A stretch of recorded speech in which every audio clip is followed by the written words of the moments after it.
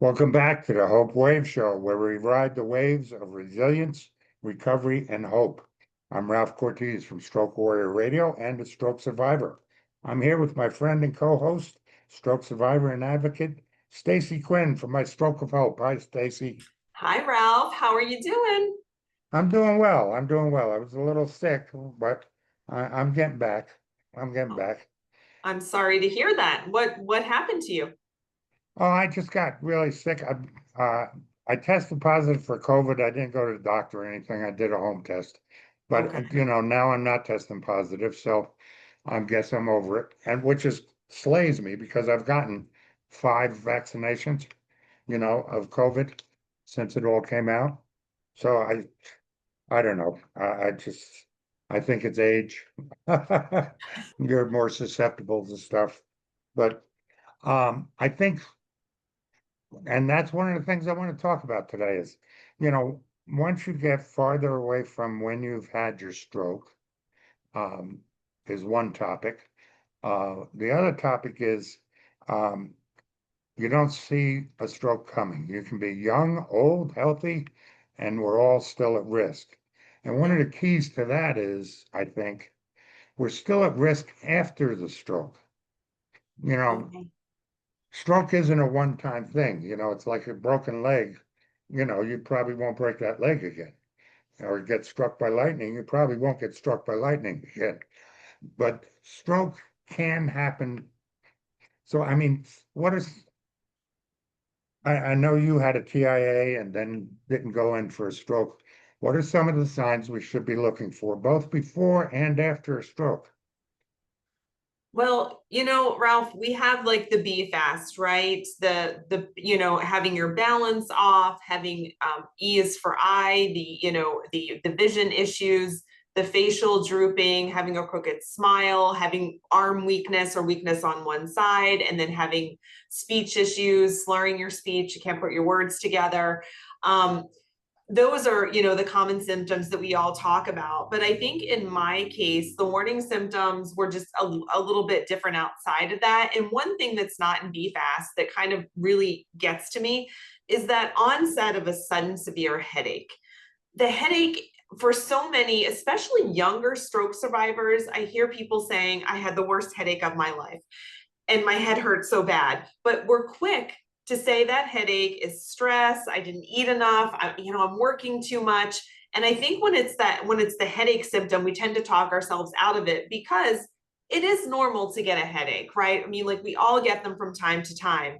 But I think you really need to be aware if you get that, suddenly you get a really bad headache. It's the worst headache of your life and it continues for a long period of time. And also in my case, leading up, I was seeing little black speckles in my eye. And like, I remember when I was driving the car, the lights it just was, I couldn't really, it like blinded me when it really shouldn't have. And, I'll tell you, I was absolutely positively exhausted. Like, even just getting out of the bed took all of my energy. And that, Ralph, that wasn't who I was. And that's why I always say, you, me, everyone, your body best. None of that was normal for me. And I didn't act on it. And also, I think a good point to make here is my family probably should have recognized this wasn't the Stacy we know. Stacy doesn't, Stacy works hard. She gets up and goes. She can barely move. Like, I also think it's really important for us, especially if you've had a stroke, you're more likely to have it in the family. Some things are hereditary, that we also have to look out for each other. Somebody should have recognized this. You know what? We got to go somewhere. Something's wrong. Yeah, something's wrong. And the early recognition, of course, can save a life because you get that TPA within the first 2 to 4 hours, I guess. I didn't get that. Obviously, you didn't get it either because you waited. And so many of us wait. And you're right. How do we get our families aware of, something's wrong? I mean, is there is there any way we can do that, or is it just I don't know. You know, I didn't, It, I hadn't thought about that till you said that, why didn't our family say something? I think overall, Ralph, unfortunately, stroke is still not as communicated as much as other medical issues. People just don't know. In fact, I did some, like before this call, I was looking at a study that the American Heart Association, Stroke Association did back in 2021. It's a little dated, but in this national poll, only 58% of adults could identify at least one stroke symptom. And they could identify one, and then only 34% could name more than one. And then 45% of them said they wouldn't call 911 if people had those symptoms. So I really think it's like you, me, all of our survivor advocates, everyone, we really need to start spreading this message more and more and more. It's just people don't know. They don't know. You don't see, I mean, I have in New Jersey once saw a billboard that had stroke symptoms and I was so excited, but we don't have that kind of advertisement or awareness out there. And I think it takes people like you, me, and all of our survivor friends to start advocating. Exactly. Well, and I think this is a good place to put a plug in for both of us. People can go to your website, My Stroke of Hope, and share that information with other people. They can go to strokewarriorradio.com or look us both up on social media and spread the word there too. It's something that you don't expect, you don't think is going to happen to me, but it's something that we got to share. It's something we got to get out there. Yeah, because like you said, Ralph, you know, 80% of strokes are treatable if you get there in the right amount of time. So it's the time is so important. And interestingly enough, the World Stroke Organization, World Stroke Day is October 29th. The theme this year is about acting fast in time.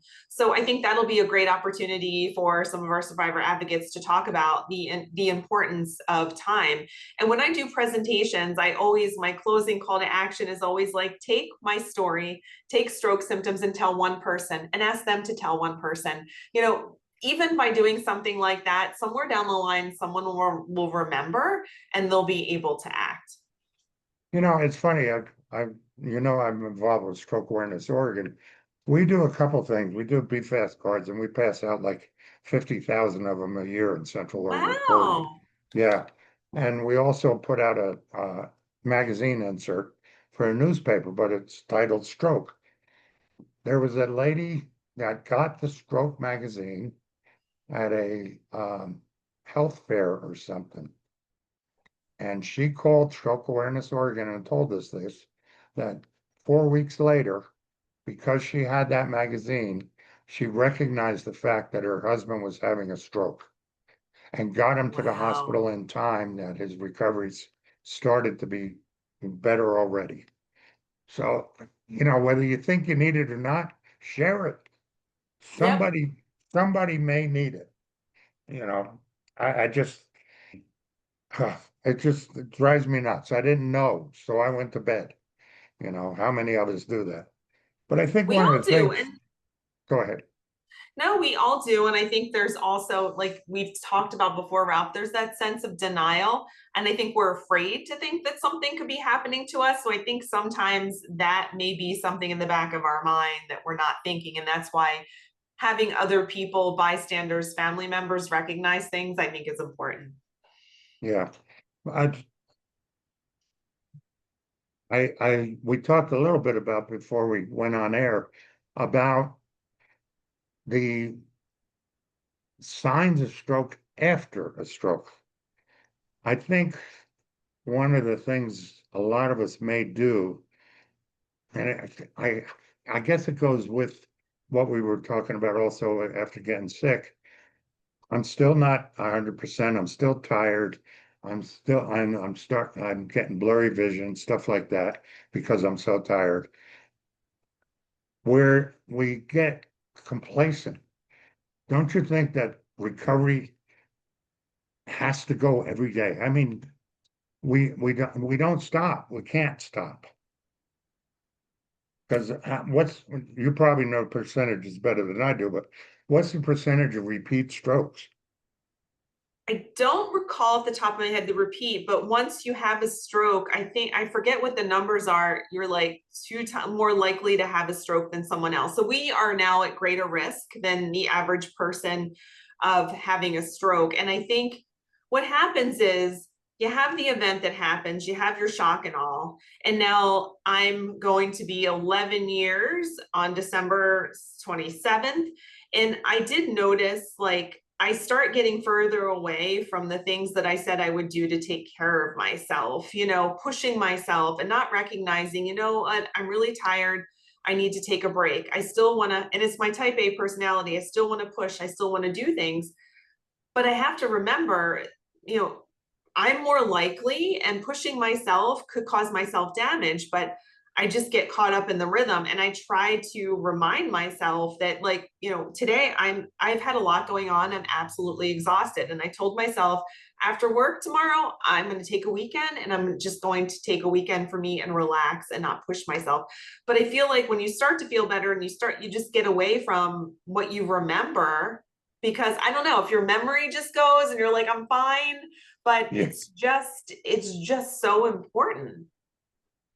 Yeah, I think we get overconfident, I guess, maybe. That's the one. If I'm doing something well, it's like, okay, I don't have to do the exercise or the therapy I did to do something. Mm. So I stopped doing it. We had a saying in sales, why do successful people always stop doing what makes them successful?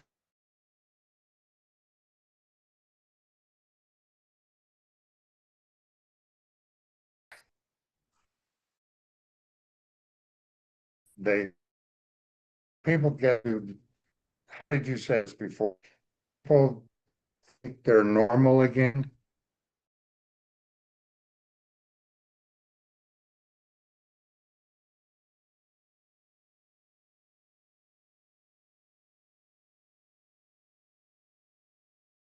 And again, you get complacent. You don't pay attention to what you're eating. You don't pay attention to what your sleep is. You do too much. I mean, I learned when I first started this job I do up in Oregon.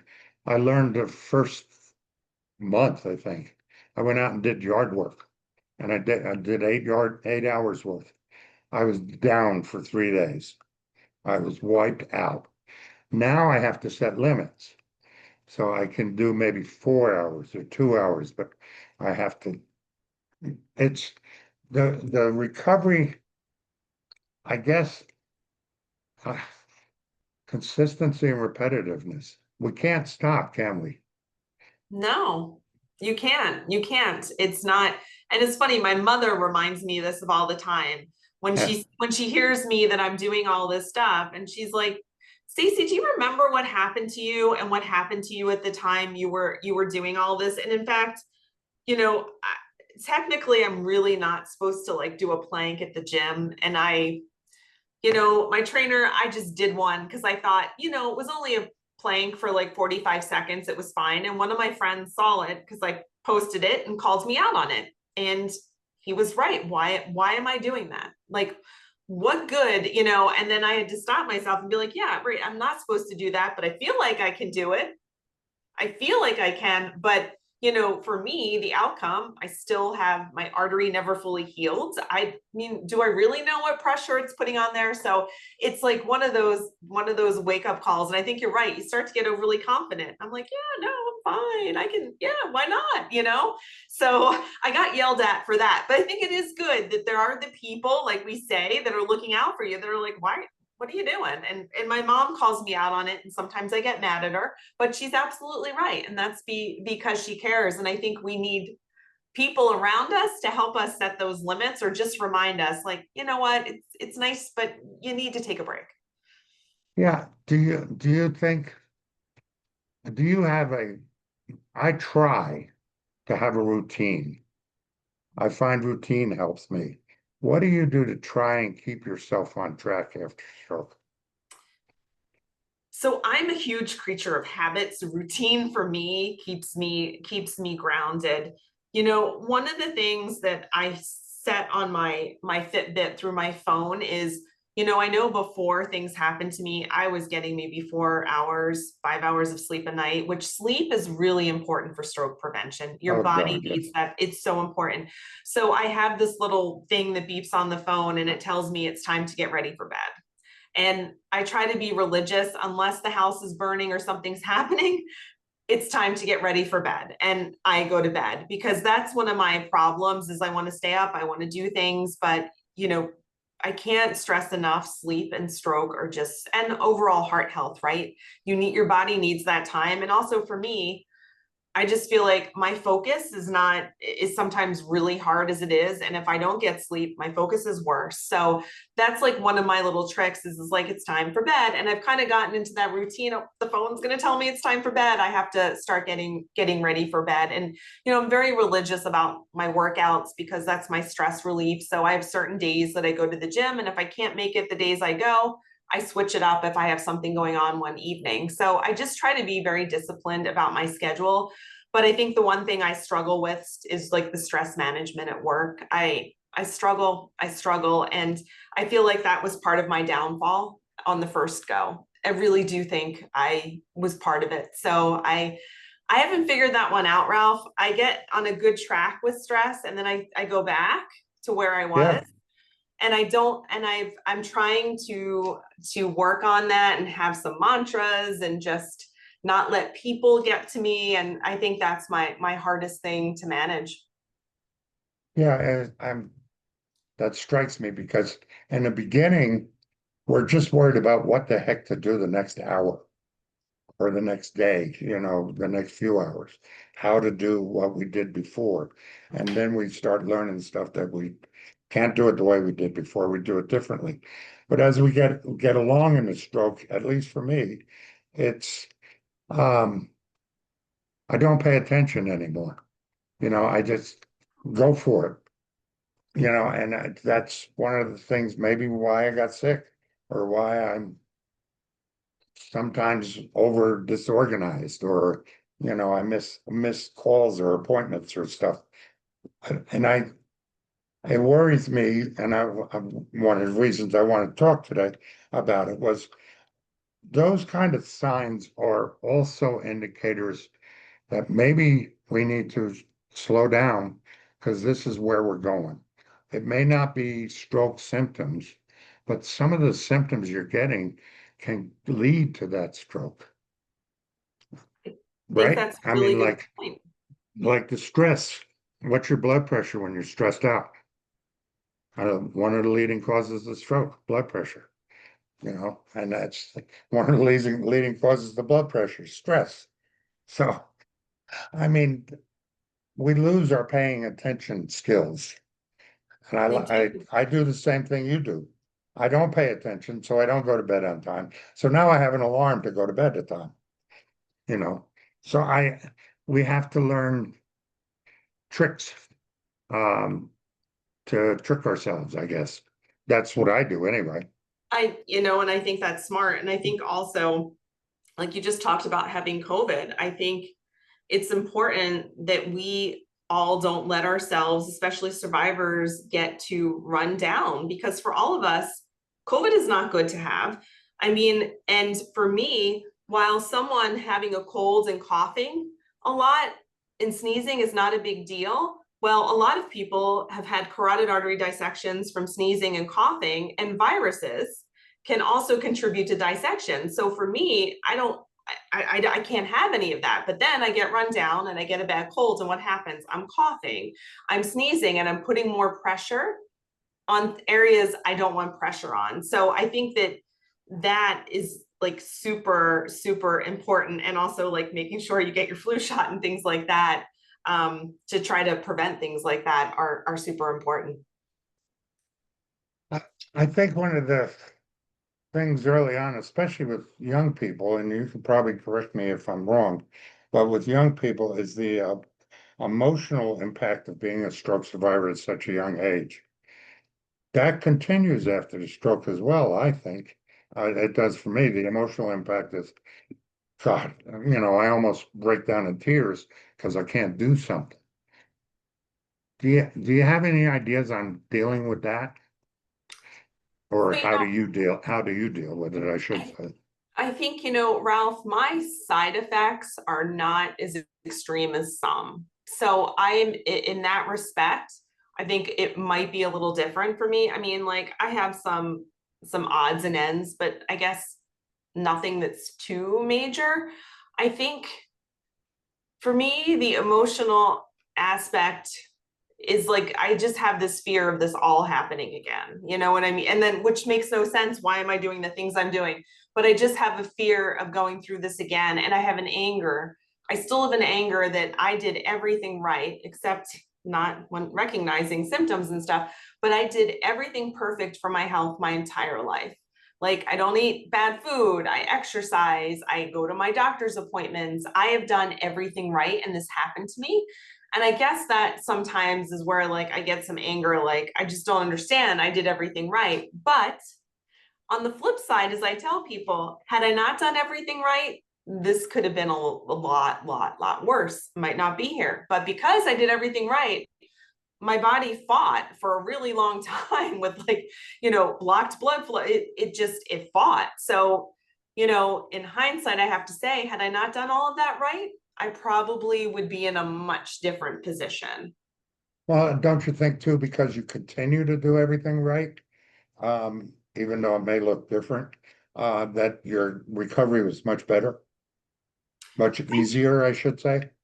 I do. Yep, I think so. I had a better time, although I would always encourage people. I didn't take enough time off from work afterwards because I was in a panic that I had to get back to normal, and my normal was going to work.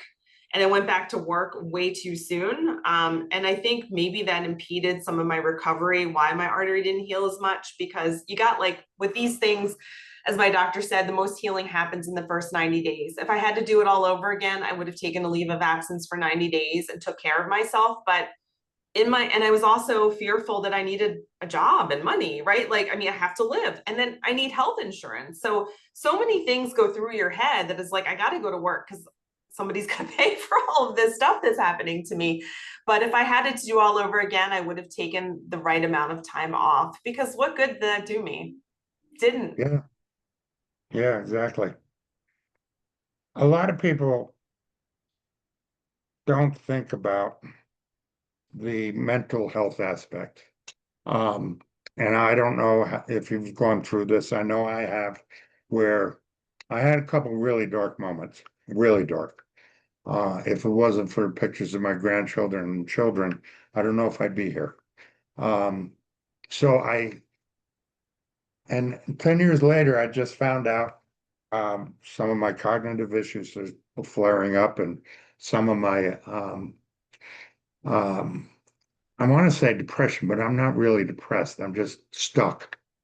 I get stuck doing something or not doing something. But I found out even 10 years later that I'm going to wind up going to a neuropsychologist. I've made an appointment. Do you come across people with that don't realize the emotional stress or the emotional mental health issues that come up? Yeah, I think also largely in like the realm of stroke, they'll send you to physical therapy, but there's no mental health mention. To most people don't aren't it's not like saying, you know what, you might want to talk to someone, you might want to find a way to cope with it. That's not something they really talk about or they offer you. You kind of like, I mean, I felt like I had to find that on my own. And like everything changes. Like that's the thing. Everything for stroke survive changes in a moment. Like you have like your stroke 1 minute and then everything has completely changed. You have no time to comprehend what's going on. It's like so There's no abrupt. adjustment period. There's nothing. It's not like you get a diagnosis and you have to think through it. It happens and you're diagnosed and that's absolutely it. So I think that's definitely a missing link, especially for young stroke survivors. There's no real like call to action for your mental health, and it's really important, especially you know you survive and you're like, well, why did I? like, and then you really look at your whole, I looked at my whole sense of purpose, my life, why am I here? What the hell am I doing? Like, I mean, it's just, so Yeah, much goes through your mind. And, yeah, I'm glad you brought up the stuck, because I do feel like I went through, I don't know, earlier this year, a period where I was feeling that way. I was just feeling, stuck. I felt like I couldn't get out of my own way. And I still kind of feel that way a little bit with my stroke of hope. I'm really trying hard to move it forward. And then I will say some days I'm like, I feel like I'm getting nowhere with this. Why am I doing this? And then, I remember the people that I helped and I'm like, this is why I'm doing this. It makes yeah, sense. But it is like an ongoing, I don't know. I ongoingly have questions, and I do feel myself getting in that little bit of area. And I like how you called it. I'm not really depressed, but I'm just stuck and I don't know where to go. yeah, yeah. And I'm going through the same thing. It's like, stroke wave radio has grown like crazy, but I don't have the time, I guess, because I work two full-time or two businesses, plus the radio. I don't have the time to commit to it, but I love what I'm doing with Stroke Warrior Radio. I love working with my Stroke of Hope. I love working with Atlas Brain Health with Michelle up in Canada. There's so many people that are out there that want to get the word out, but you get into that position of, oh, I can't hire anybody. Don't want to hire anybody because they can't do it as good as I can. But I got to continue this. But sometimes it's like, I'm going to continue this. And I think that goes back to the mental health aspect because we become complacent, we become overconfident, and we take off and bite off more than we can chew. And then I had to sit back and start doing some things smarter, doing the things that made me successful before. Like we all use the phones for a calendar. I don't. I use a book. My OT got me back on the book, writing down my appointments. Makes a huge difference. It's so funny God, you say that. People at work make fun. I have a calendar book and I write everything out for the month. But this is how I work. Electronically, it doesn't work. I visually have to see it all. And then I see, like, okay, what do I have going on here? And I can manage my time. And I think, too, like, Ralph, Stroke Warrior Radio is amazing, the work that you're doing. But also, I think then you need to take a look and say, am I doing too many episodes? Maybe I got to like scale back a little bit. Like, it's okay to adjust. yeah, And I think sometimes we punish ourselves that we can't. And like, even for my stroke of hope, because I feel a little stuck right now. I'm setting small goals for myself on my paper calendar. Like, I want to update this page on my website. I want to do this, like, and just manageable, because if I don't do it that way, I'm just going to continue to be stuck because I look at everything and then I'm overwhelmed, right? If I think of everything too far in advance. and I think one of the things too that, and for me anyway, is it age or is it my stroke? It's do I am I doing it differently than I should be doing it because of the stroke or my age? And that's why it's working with the book because that's the way I used to do it. I think there's a block that doesn't allow us to think right. That's the wrong way to say it, but you know what I'm saying. But I think it's about doing what works for you, right? People are like, you don't use your calendar, use a paper calendar. I said, yes, it's always worked for me. I have not missed an appointment. I don't really care. That's what works for me. I think it's okay to do what work. We all have to do what works for us. Our brains all think differently, and we have to, I think success is about adjusting and adapting for what works for you. And what worked last year, Ralph, might not work this year. Then we reassess and we find a way that it does. And there's nothing Yeah, wrong with that. exactly. I think one of the things too is we don't realize as survivors that's part of the therapy. It's not just the physical or the occupational or speech. There's that mental adjustment. There's that learning adjustment. There's I don't know how else to describe it. It's a learning experience that even after 10 years, I've realized, I guess, in the past 3 months, my recovery's still going.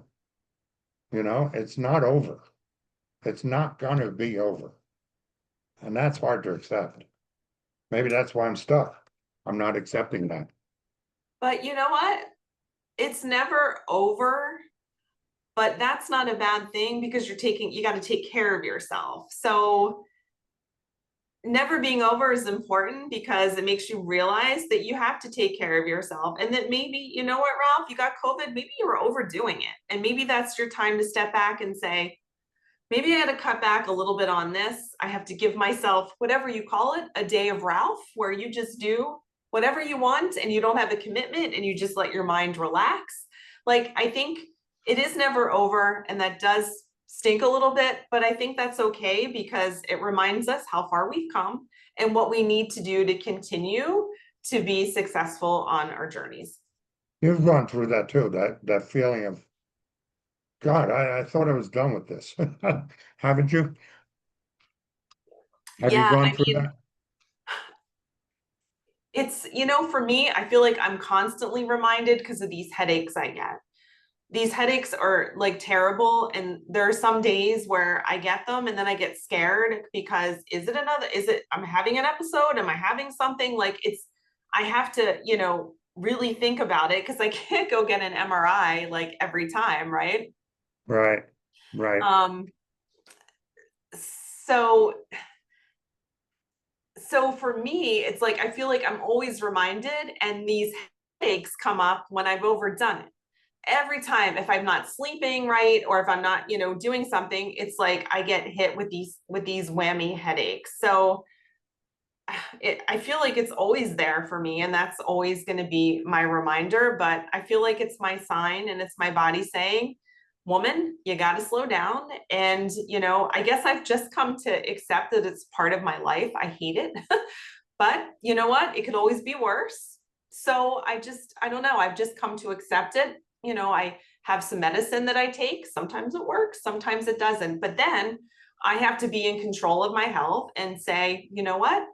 I can't work today, or I was supposed to meet with I can't meet with them. I just have to rest and take it easy. So I guess I've just kind of like accepted some of that. Um, but it's not easy because even before all this, like I was a doer. I was always running, running, running, running.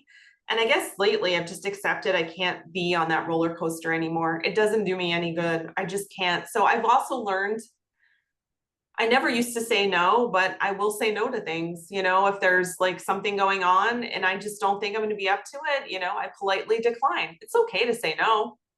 Yeah, it is. It is. I had to learn the same thing. That people say give something, if you want something done, give it to a busy person. So Yes. everybody always kept giving me stuff. So Yeah. now it's like, nope, nope, can find somebody else. I'm not doing it. Not anymore. No, it's smart, and that's hard for a lot of people though, I think, to accept, to say no, because I always want to help someone. I always want to go somewhere. I always want to do something, but my body tells me no and then gives me a headache. So Yeah, yeah, like, exactly. okay. Yeah. I'm curious, curious question, I guess, and maybe way off topic, but what do you think about us having our perceptions of ourselves after a stroke? Wow, that's a really good question, Ralph. Yeah, because I mean, we all go through this perception of, yeah, okay, I'm back to normal, or this is my normal, or this is never going to be the same, or this is what I have to do to get there, but I'm not capable of doing it. I am capable, that perception of ourselves. How do we get through that? I mean, I don't know because I feel like I oftentimes have a lot of self-doubt in myself um, that I used to not have. I feel like I used to be, I mean, a lot more maybe confident than I was. And I don't know if this is also, I don't know if it comes with age or something, but like my perception is I do feel like I sometimes I can't do that, or I can't, I don't know. You have to sit down and look at that, don't you? I mean, because if Yeah, we perceive ourselves as failures or not being able to, we won't be able to. But if we perceive ourselves to be able to do it, maybe we will. You know, is it, I guess that's the mental health thing again, but I yeah, think I go through that thought process of what do I perceive the problem to be right now? that's a good question to ask yourself, Ralph. You know, maybe we need to do that more. And maybe we need to do that more with our therapist. What's your perception of my recovery? How are we doing with it? And it should be how are we doing with it with your therapist? And that's not just you or them. It's a team. You know, we have to be captain of that our own team and do that. No, I don't know, just random thoughts, I guess. Rambling on. no, there are good suggestions there, Ralph. And everybody's, everybody's recovery, everyone's thought process is different. Yeah, yeah, but and you got to do what works for you. And Anything you sometimes want it to might add? not be the first thing you do. That's what's important. Sometimes the first thing might not work and you have to try something else. And that's why you can't give up. Yeah, yeah, I agree. I agree. Anything else you want to add today? No, I just, I hope everyone is out there taking care of themselves. And you know what? We all, I think a good message that we said today is like we all have to kind of look out for each other, our friends and our family. And I think, if we all can tell, one person be fast, you share it, we can like start spreading the word more. But I do think an outcome of our discussion, definitely, Ralph, is we need to help increasing that awareness. And I think if there's anyone watching that has some ideas on how can we all partner and get this done, to make a difference and get more people involved in learning stroke symptoms, I think that would be great. Well, and my stroke of hope is an excellent way to do it. I mean, if you have ideas or contact my stroke of hope, and I'm sure we can figure out some way to share that, or you can contact me at strokewarriorradio@gmail.com or through social. Um, but yeah, if you have ideas, there is no bad ideas. I mean, with a stroke, I consider it a brainstorm. You know, you have to brainstorm all the recovery, you have to brainstorm all the failures, you have to, it's, so the only dumb questions is when we don't ask. Exactly, exactly. The more ideas, the better. And World Stroke Day is coming up. It's October 29th. So that's like a great opportunity to, spread some awareness in your community. Yep. Well, you've been listening to the Hope Wave Show with Stacy Quinn and myself, Ralph Cortese. You'll be able to catch new episodes on Stroke Warrior Radio and visit strokewarriorradio.com to learn more, share your story, and become a part of our global community. You can also go to my Stroke of Hope. Until next time, catch the wave. That's warriors achieving victories every day. Thank you, Stacy. Thank you. Bye, everyone. Bye.